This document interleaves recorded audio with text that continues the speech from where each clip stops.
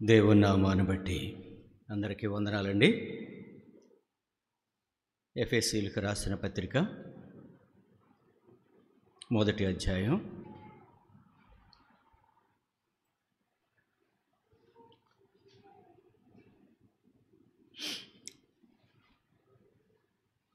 4వ వచనం 6వ వచనం కలిపి ఉంది కాబట్టి నేను చదువుతాను.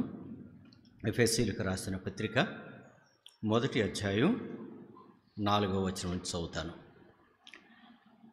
ఎట్లనగా తన ప్రియుని యందు తాను ఉచితముగా మనకు అనుగ్రహించిన తన కృపా మహిమకు కీర్తి కలుగునట్లు తన చిత్త ప్రకారమనే దయాసంకల్పము చొప్పున యేసుక్రీస్తు ద్వారా తనకు కుమారులుగా స్వీకరించుటకై మనలను ముందుగా తన కోసము నిర్ణయించుకొని మనము తన ఎదుట పరిశుద్ధులమును నిర్దోషులమై ఉండవలనని జగత్తు పునాది వేయబడక మునిపే ప్రేమ చేత ఆయన క్రీస్తుతో మనలను ఏర్పరచుకొనెను. ప్రార్థన చేసుకుందామండి.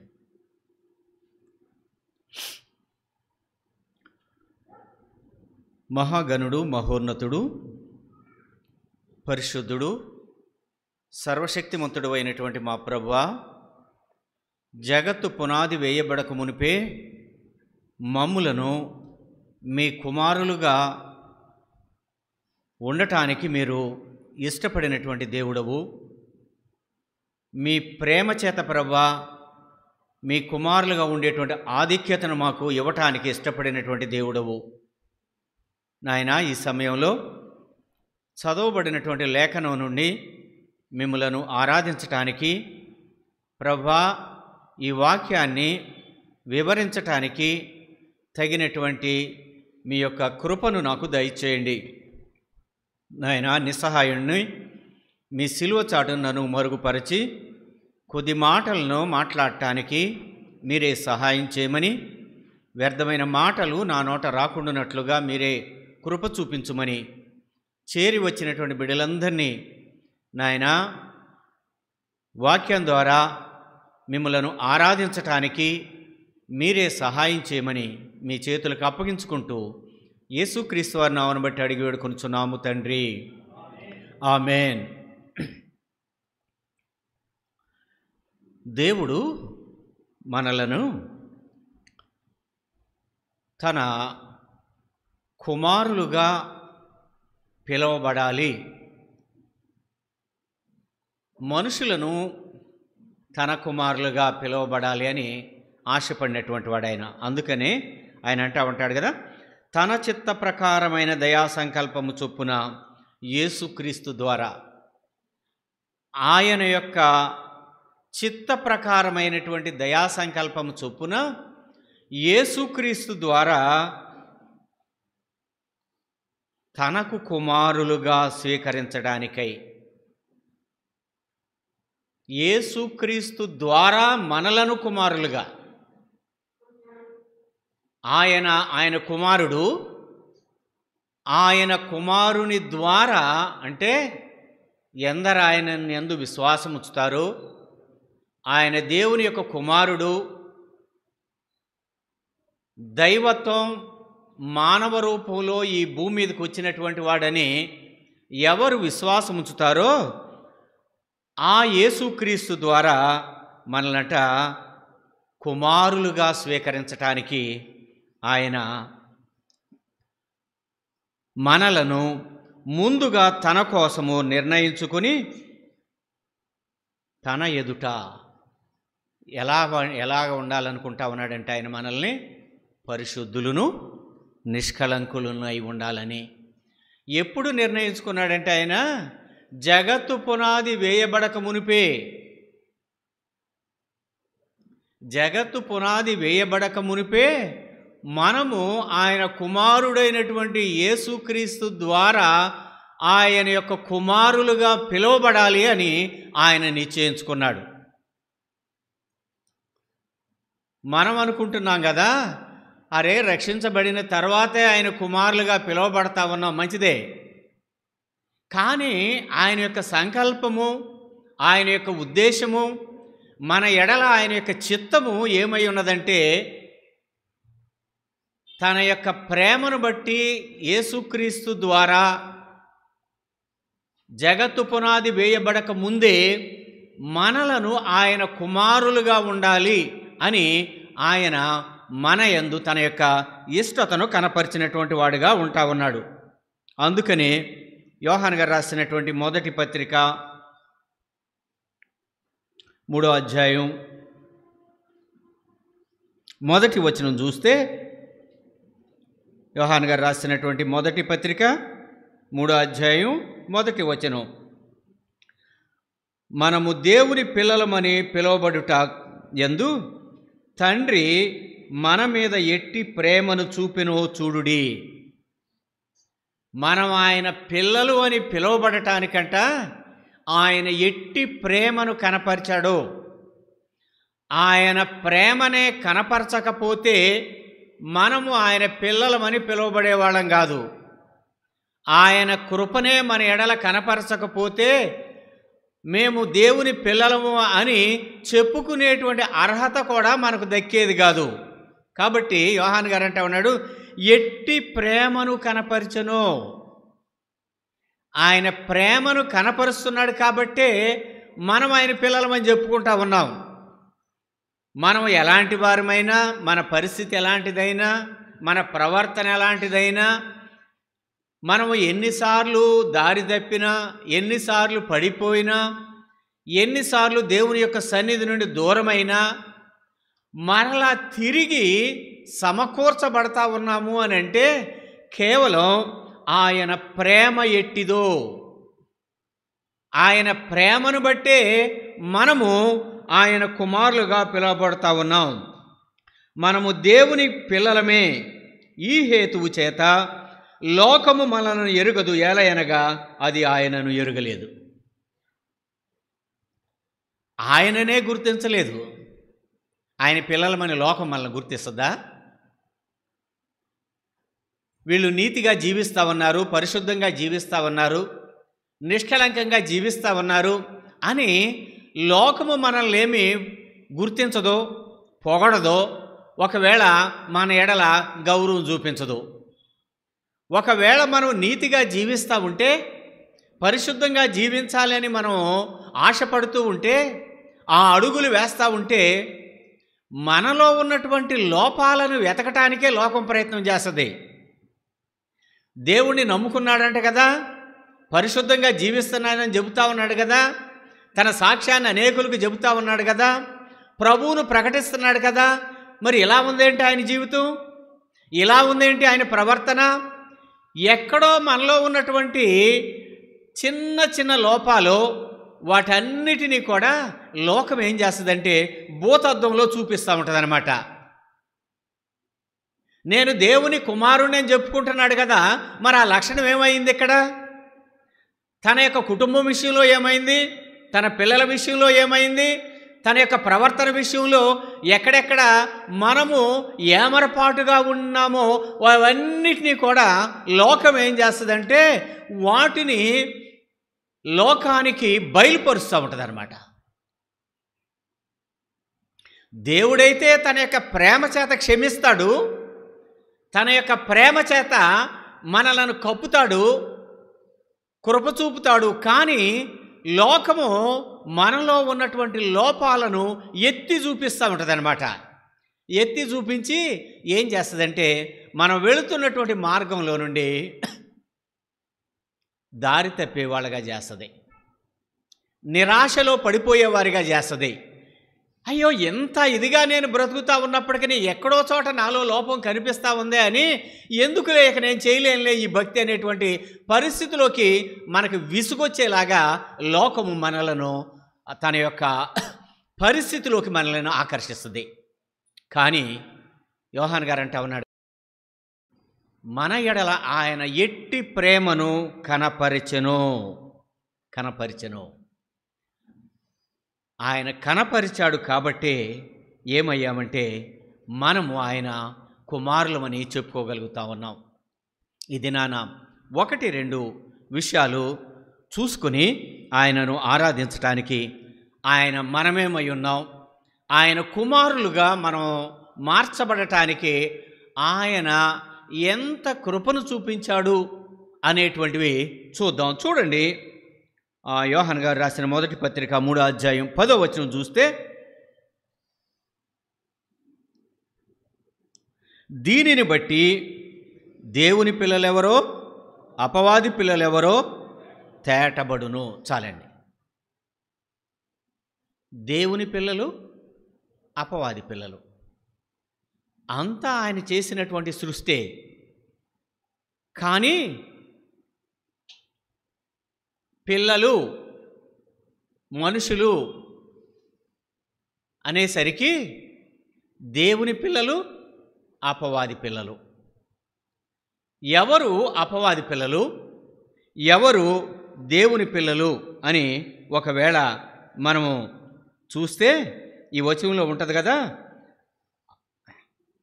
నీతిని జరిగించని ప్రతివాడు, తన సహోదరుని ప్రేమించని ప్రతివాడు దేవుని సంబంధి కాడు. నీతిని జరిగించనటువంటి ప్రతివాడు, తన సహోదరుని ప్రేమించినటువంటి ప్రతివాడు కూడా ఎలాంటి వాడంటండి? దేవుని సంబంధి కాదు. మనలను మనం పరిశీలించుకుంటే మనము అపవాది సంబంధులుగా ఉంటా ఉన్నామా, అపవాది పిల్లలుగా ఉంటా ఉన్నామా, దేవుని పిల్లలుగా ఉంటా ఉన్నామో మనకే అర్థమవుతూ ఉంటుంది. నీతిని జరిగించనటువంటి వాడు, సహోదరుని ప్రేమించలేనటువంటి వాడు, ఇలాంటి వారందరూ కూడా వాళ్ళు దేవుని సంబంధులు కారు, దేవుని సంతృప్తి పరిచినటువంటి వారు కారు. వీళ్ళు ఎవరంటండి మరి? అపవాది పిల్లలు. నీతిని జరిగించేవారు, రక్షించబడినటువంటి వారు, తమ యొక్క పాపముల నిమిత్తమై పశ్చాత్తాపడినటువంటి వారు, ప్రభు యొక్క రక్తంలో కడగబడినటువంటి వారు, వీరు దేవుని యొక్క కుమారులు. అందుకనే యోహాను గారు అంటా ఉన్నాడు కదా, ఆయన మన ఎడల ఎట్టి ప్రేమను కనపరిచాను. ఆయన ప్రేమను కనపరిచాడు మన ఎడల, కాబట్టే మనం రక్షించబడ్డాం. ఒకప్పుడు చూడండి, యోహాను సువార్త 8వ అధ్యాయం 44వ వచనంలో ఉంటుంది కదా, మీరు మీ తండ్రి యగు అపవాది సంబంధులు. మీరు మీ తండ్రి యగు అపవాది సంబంధులు. అపవాది సంబంధులు అనంటే దేవుని యొక్క నీతి క్రియల నుండి, దేవుని యొక్క వాక్యం నుండి, దేవుని యొక్క భయము నుండి దూరమయ్యి తమ ఇష్టానుసారంగా తమ యొక్క స్వనీతిని ఆధారం చేసుకుని తమ యొక్క స్వచిత్తాన్ని నెరవేర్చుకోవటానికి ప్రయత్నం చేసేటువంటి వాళ్ళందరము కూడా ఎవరి పిల్లలు? అపవాది పిల్లలమే.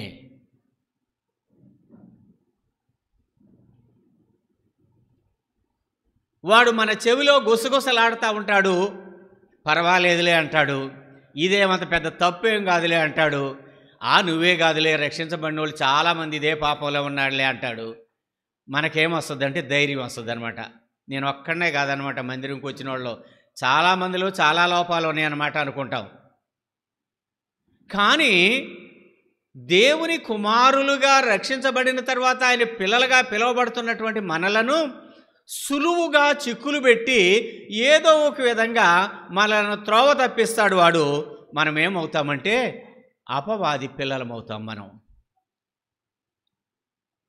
ఆయన జగత్తు పునాది వేయబడక ముందే తన యొక్క సంకల్పం చొప్పున తన కుమారులుగా ఉండటానికి ఆయన ఇష్టపడినటువంటి దేవుడు, ఇప్పుడు ఏమయ్యామంటే మనము మన యొక్క క్రియలను బట్టి, మన యొక్క స్వభావాన్ని బట్టి, మన యొక్క నీతిని బట్టి మనం ఏమయ్యామంటే అపవాదికి పిల్లలమైపోయాం. మనం వాడి యొక్క కాడి కిందకి వెళ్ళిపోయాం.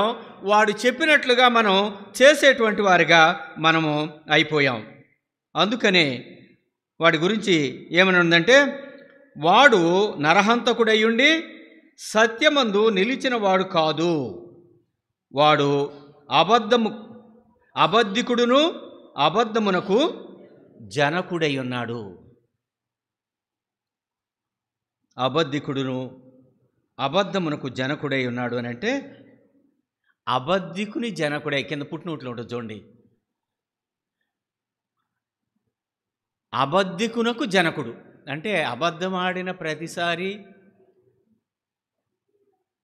నీతిని తప్పిన ప్రతిసారి, దేవుని యొక్క సన్నిధిని తప్పిన ప్రతిసారి మనము ఎవరి యొక్క ఆశను మనం నెరవేరుస్తూ ఉన్నామంటే, మనం ఎవరి పిల్లలమని పిలువబడతా ఉన్నామంటే అబద్ధికునికి జనకుడునైనటువంటి మనమేమని పిలువబడతా ఉన్నామంటే అబద్ధికునికి జనకుడు ఆయనకి. అంటే మనమందరము కూడా ఎవరి పిల్లలం అవుతామనంటే అబద్ధికుని యొక్క, అపవాది యొక్క పిల్లలం అవుతా ఉన్నాం మనము. వాడిలో ప్రేమ లేదు, దయ లేదు, కనికరం లేదు, క్షమించేటువంటి గుణం లేదు. ఇవేవి కూడా ఆ యొక్క అబద్ధికునిలో లేవు. కాబట్టి మనం ఏమవుతా ఉన్నామంటే మన క్రియల ద్వారా అబద్ధికునకు కుమారులు అవుతా ఉన్నాం. ఇలా ఉన్నటువంటి మనలను ఆయన తన కుమారులుగా పిలువబడాలి అంటే ఏం చేయాలి అనుకున్నాడంటే, ఆయనే ఈ భూమి మీదకి వచ్చి తన యొక్క స్వరక్తాన్ని చిందించినటువంటి వాడిగా ఉంటా ఉన్నాడు. చూడండి, లూకా సువార్త 20:36 చూస్తే శాస్త్రులు పరిసయ్యులు అడిగారు అక్కడ పునరుద్ధానాన్ని గురించి. ఆయనను ప్రశ్నించినప్పుడు మోషే ధర్మశాస్త్రంలో ఎలా ఉంది కదా అని శోధించటానికి ఆయనను ప్రశ్నించినప్పుడు ఆయన అంటా ఉన్నాడు కదా, వారు పునరుద్ధానములో పాలువారయ్యుండి దేవదూత సమానులు, దేవుని కుమారులయ్యుందురు గనుక వారికను చావనేరరు. చిక్కులతో ఆయన్ని ప్రశ్నించాలనుకున్నారు వాళ్ళు.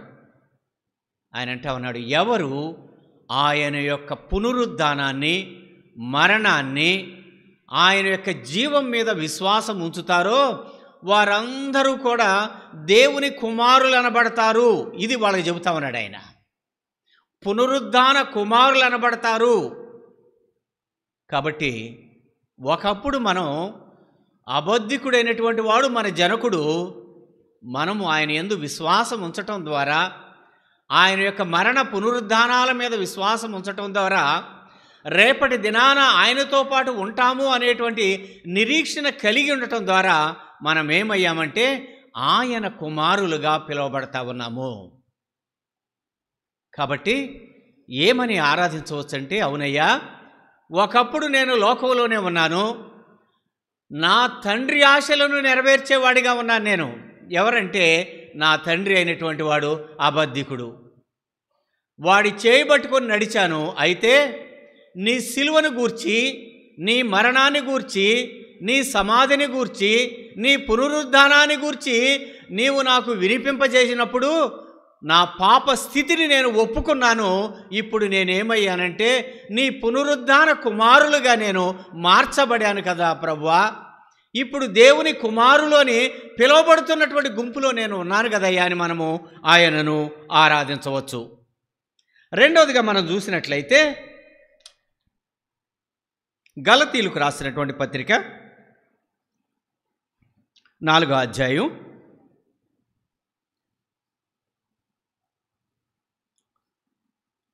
22, 23 గలతీయులకు రాసిన పత్రిక 4వ అధ్యాయం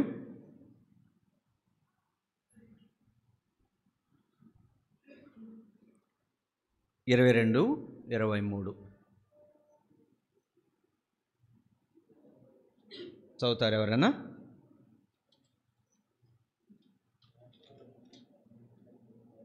సరే, నేనే చదువుతాను.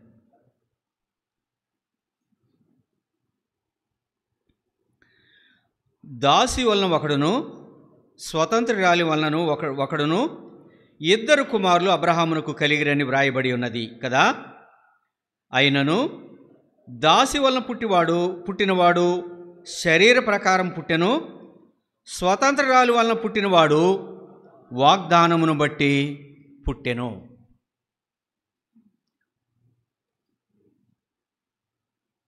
వాళ్ళంటా ఉన్నారు కదా, ఆయన మాట్లాడుతూ ఉంటే వాళ్ళకి బాధ కలిగింది, నొప్పి కలిగింది. మేము అబ్రహాం సంతానం అంటా ఉన్నారు వాళ్ళు.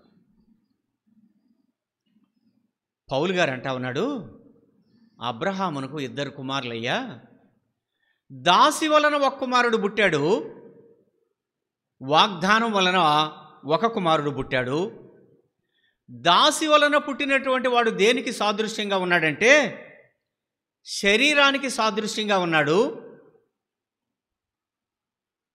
స్వతంత్రురాలి వలన పుట్టినటువంటి శారాకు పుట్టినటువంటి ఇస్సాకు వాగ్దానాన్ని నెరవేర్చబడటానికి, వాగ్దానానికి గుర్తుగా ఈ యొక్క ఇస్సాకు ఉన్నాడు.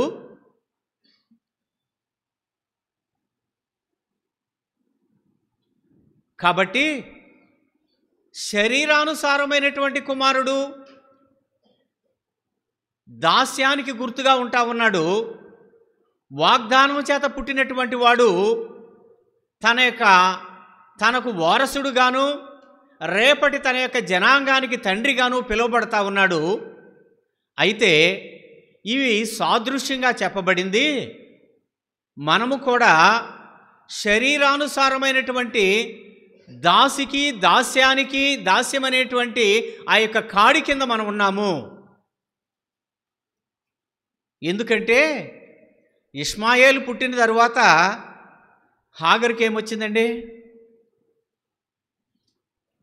ఇష్మాయేలు పుట్టిన తర్వాత హాగర్కు గర్వం వచ్చింది. చూసిన తర్వాత అనుకుంది ఇదంతా నాదే కదా అని. శరీరానుసారమైనటువంటి మనసు ఏం చేస్తుందంటే మనలను ఉప్పొంగ చేస్తుంది. మనంతటి వాడు లేడు, ఇక అంతా మందే, ఏం పర్వాలేదు. తన ఉనికిని మర్చిపోతాం, మన స్థితిని మర్చిపోతాం, మనం ఎక్కడి నుంచి వచ్చామో మర్చిపోతాం, మనం ఏమై ఉన్నామో మర్చిపోతాం. ఇవేవి గుర్తురావు. తన కళ్ళ ముందు తన కొడుకే కనపడతా ఉన్నాడు. ఇదంతా మరి గొడ్రాలుగా ఉన్నటువంటి శారాయే కనపడుతుంది. కాబట్టి ఆమె దృష్టికి శారా ఎలా కనిపించిందటండి? హీనంగా, నీచంగా కనిపించిందంట. శరీరానుసారమైనటువంటి మనసుది. మనకు కూడా కొంచెం కలిగేసరికి, కొంచెం పరిస్థితులు మారేసరికి, ఏదో కొంత వాక్యం తెలిసేసరికి, ఏదో కొంచెంసేపు ప్రార్థన చేస్తూ ఉండేసరికి మనకు కూడా లోకంలో ఉన్న వాళ్ళందరూ పాపులు, మనమే పవిత్రులు అనేటువంటి అభిప్రాయంలోకి వస్తాం. మన అంత పరిశుద్ధుడు లేడు అనుకుంటాం, మన అంత నీతిమంతుడు లేడు అనుకుంటాం. అలా నెమ్మదిగా మనం ఏమవుతామంటే శరీరానుసారమైనటువంటి మనసులోకి వెళతాం. అలా మెట్లు ఎక్కుతూ పైనుంచి ఎక్కడో పడతాం అన్నమాట మనం. కాబట్టి దాస్యం వలన ఒకరికి ఒక కుమారుడు, వాగ్దానం వలన ఒక కుమారుడు పుట్టాడు. ఇవి సాదృశ్యంగా ఉన్నాయి. అలాగే మనము ఒకప్పుడు దాస్యం అనేటువంటి కాడి కింద ఉన్నాము, ధర్మశాస్త్రం అనేటువంటి దాస్యం కింద ఉన్నాము. వాటిని నెరవేర్చడం అనేటువంటిది మన వల్ల కావటం లేదు. తప్పులు చేస్తానే ఉన్నాం, పాపాలు చేస్తానే ఉన్నాం, బలులు అర్పిస్తానే ఉన్నాం, పాప పరిహార బలులు అర్పిస్తానే ఉన్నాం. ఎన్ని చేసినప్పటికీ మనలో సంపూర్ణమైనటువంటి పరిశుద్ధత కానీ, దేవునికి ఇష్టమైనటువంటి జీవితం కానీ మనలో కనిపించటం లేదు. అలాంటి ధర్మశాస్త్రం అనేటువంటి కాడి కింద నలిగిపోతున్నటువంటి మనలను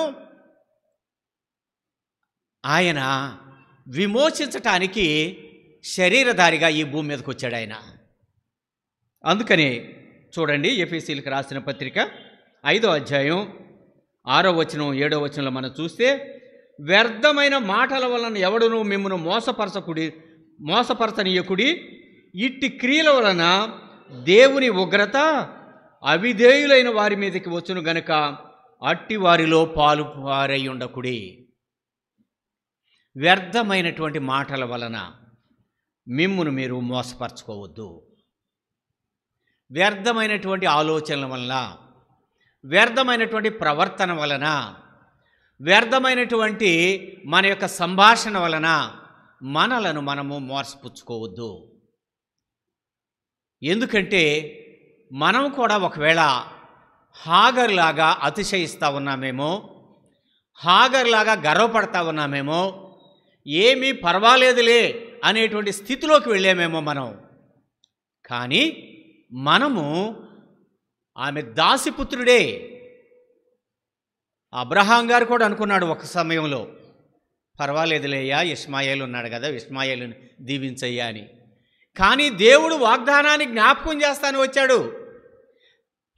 శారాయి వలన కలిగినటువంటి కుమారుడే నీకు వారసుడవుతాడు, నీ కుమారుడవుతాడు, నీ ఆస్తి అంతటికీ కూడా రేపటి నా వాగ్దాన భూమిని స్వతంత్రించుకోవటానికి అతని గర్భవాసంలో నుండే నేను కూడా వస్తాను అని ఆయన అబ్రహాంతో చెప్పాడు. కానీ ఒక్కొక్కసారి ఏమవుతామంటే శరీరానుసారంగా మన కళ్ళ ముందు కనిపించేటువంటి పరిస్థితులను బట్టి పర్వాలేదులే, ఇది జరిగితే చాలులే, ఏమోలే, అది ఎంతవరకు నవ్వుద్ది, వాగ్దానం చేశాడు దేవుడని తెలుసు, ఆయన నమ్మదగినటువంటి వాడని తెలుసు, ఆయన మాట ఇచ్చి తప్పనటువంటి వాడని తెలుసు. ఇన్ని తెలిసినప్పటికీ ఎక్కడో మన మనసులో అనిపిస్తూ ఉంటుంది, ఏమవుద్దో, అరే ఇంతకాలం అయింది కదా, పరిస్థితులన్నీ అలాగే ఉన్నాయి కదా, ఏ మార్పు రావట్లేదు కదా, ఈ కష్టాలు అలా ఉన్నాయి, ఈ శ్రమలు ఇలాగే ఉన్నాయి, నా కన్నీళ్ళు ఇలాగే ఉన్నాయి, కానీ వాగ్దానం చేశాడు, కానీ ఎంతవరకు నెరవేర్చబడుతుందో, ఇలాంటి మీమాంసలన్నీ మన యొక్క విశ్వాస జీవితంలో ఎదురవుతూనే ఉంటాయి. కానీ దేవుడు అంటా ఉన్నాడు కదా, వాగ్దానం చేసినటువంటి వాడిని, నమ్మదగినటువంటి వాడిని నేను జ్ఞాపకం చేసుకునేటువంటి వాడను. ఎందుకంటే శారాయి వలన కలిగినటువంటి వాగ్దానం చేత పుట్టినటువంటి వాడే నీ కుమారుడు అని అబ్రహాముకు దేవుడు ఏ విధంగా అయితే సెలవిచ్చాడో, ధర్మశాస్త్ర సంబంధమైనటువంటి క్రియల వలన ఎవ్వరూ కూడా నీతిమంతులుగా తీర్చబడరు. ఇది వాక్యం. మరి ఎలా నీతిమంతులుగా మనం తీర్చబడతాము అని అంటే, ఆయన యందు విశ్వాసం ఉంచటం వలన, మన పాపములను ఒప్పుకోవటం వలన, ఆయన యొక్క రక్తంలో కడగబడటం వలన, మన యొక్క స్థితిని ఆయన పాదాల దగ్గర మనము వెళ్లబుచ్చటం వలన మాత్రమే మనము నీతిమంతులుగా తీర్చబడతాము. ఆయన ఈ భూమి మీదకి రావటం ద్వారా మనకు జరిగినటువంటి ప్రయోజనం ఏమిటంటే, ధర్మశాస్త్రం అనేటువంటి కాడి కింద ఆచారాలు, పద్ధతులు అనేటువంటి ఆ యొక్క వాటి కింద నలిగిపోతున్నటువంటి మనలను ఆయన ఏం చేశాడంటే, అతి పరిశుద్ధ స్థలానికి, పరిశుద్ధ స్థలానికి ఉన్నటువంటి ఆ యొక్క తెరను చించివేసి తన యొక్క రక్తం చేత మనలను ఆయన విమోచించాడు. ఆ దాస్యం అనేటువంటి కాడిని మనల నుండి తొలగించేసి ఆయన ఏం చేశాడంటే, మనలను స్వతంత్రులుగా చేశాడు ఆయన.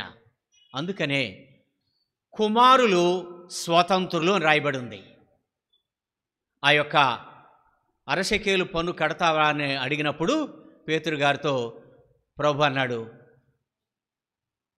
కుమారులు స్వతంత్రులు కదా, అయినప్పటికీ ఆ యొక్క పన్నును నీవు చెల్లించు అన్నాడు ఆయన. ఎందుకంటే మనము స్వతంత్రురాలి యొక్క బిడ్డలం. వాగ్దానము చేత మనము రక్షించబడినటువంటి వారం, వాగ్దానాన్ని స్వతంత్రించుకున్నటువంటి వారం, మన యొక్క పాపాలన్నింటినీ కూడా క్షమించబడినటువంటి వారం. కాబట్టి ఇప్పుడు మనం ఏమయ్యామంటే స్వతంత్రురాలి యొక్క బిడ్డలమయ్యాం. ఆయన అంటా ఉన్నాడు, ఆయన కుమారులు అని పిలువబడటానికి మనకు ఆ యొక్క ఆధిక్యత మనకు ఈ దినాన్ని వచ్చింది. మనకి ఒకప్పుడు దాస్యంలోనే ఉన్నాము, కానీ ఆ దాస్యపు కాడిని ఆయన విరిచి, ఆ కాడిని ఆయన వేసుకుని, ఆ శిక్షను ఆయన భరించి, ఆయన దాని యొక్క మూల్యాన్ని చెల్లించి ఏం చేశాడంటే, మీరు ఎవరైతే ఈ మార్గంలో వస్తారో, ఎవరైతే ఈ రక్తంలో కడగబడతారో, మీరందరూ కూడా దేవుని పిల్లలు, మీరు స్వతంత్రులు, మీరు నా కుమారులు అని ఆయన మనలను బట్టి ఆయన చెబుతా ఉన్నాడు. కాబట్టి ఒకప్పుడు మనము అబద్ధికుడైనటువంటి అపవాది యొక్క పిల్లలుగా ఉన్నాం, కానీ రక్షించబడిన తర్వాత దేవుని పిల్లలము, ఆయనకు కుమారులుగా మనము తీర్చబడ్డాం. అందును బట్టి మనం ఆయనను ఆరాధించవచ్చు. ఒకప్పుడు మనం దాస్యం యొక్క పిల్లలుగా ఉన్నాం, ధర్మశాస్త్రం యొక్క దాస్యం కింద మనం నలిగిపోతున్నటువంటి వారిగా ఉన్నాం. ఆయన ఏం చేశాడంటే, ఈ భూమి మీదకి రావటం ద్వారా ఆ దాస్యపు కాడిని, ఇశ్రాయేలీలు ఏ విధంగా అయితే ఆ యొక్క దాస్యం నుండి ఆయన విమోచించాడో, ఆ గొర్రెపిల్ల యొక్క రక్తం ద్వారా మనలను రక్షించటానికి, మనలను ఆయనకు కుమారులుగా పిలువబడటానికి ఆయనే తన యొక్క స్వరక్తాన్ని చిందించి ఆయన కుమారులుగా పిలువబడేటువంటి ఆధిక్యతను ఆయన మనకు ఇచ్చాడు. అందుకని యోహాన్ గారు అంటా ఉన్నాడు కదా, ఆయన కనపరిచినటువంటి ప్రేమ ఎట్టిదో ఆ ప్రేమను కొలవటానికి, ఆ ప్రేమను అంచనా వేయటానికి అది మన శక్తికి మించినటువంటిది. కాబట్టి ఈ ఉదయకాల సమయంలో వినినటువంటి వాక్యం ద్వారా కానీ, మీరు సిద్ధపడి వచ్చినటువంటి దాన్ని బట్టి కానీ, ఒకప్పుడు నాయనా మేము అపవాది పిల్లలం, కానీ నీవు మమ్ములను రక్షించావు, దాని ద్వారా నీ కుమారులుగా మమ్మల్ని స్వీకరించావు. ఒకప్పుడు ధర్మశాస్త్రం అనేటువంటి దాస్యం కింద ఉన్నాం, కానీ ఆ కాడిని తీసివేసి నీ యొక్క రక్తం ద్వారా మమ్మలను విమోచించి నీ కుమారులుగా మమ్మలను చేసుకున్నావు. కాబట్టి అందరూ బట్టి మిమ్మల్ని ఆరాధిస్తున్నామయ్యా అని మనము ఆరాధన చేద్దాం. కళ్ళు మూసుకోనండి, ఆరాధన చేద్దాం.